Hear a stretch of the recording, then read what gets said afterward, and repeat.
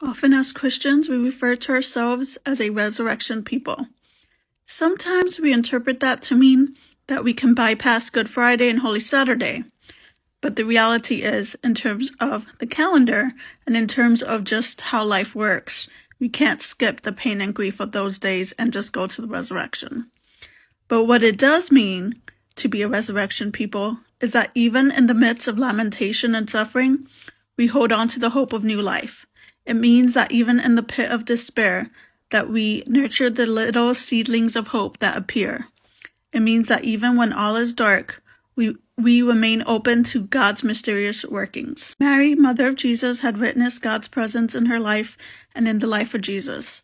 I wonder if even in the midst of Jesus' death, she had a hope stirring in her heart that somehow, some way, God would make it right. I wonder if even in the midst of her pain and grief, a small part of her thought that somehow God would bring new life. This is another one of those things that is left up to our imagination. We don't know how Mary reacted after the resurrection, but of course we can imagine, because how many of us have played in our head a video of how we would react if a dead loved one suddenly came back into our life? The disbelief, the joy, the hope. But even as Jesus is resurrected, things do not return to as it was before. He is no longer dead, but he would no longer be around, at least physically. The resurrection brings newness of life and renewed hope, but it also solidifies that everything has changed.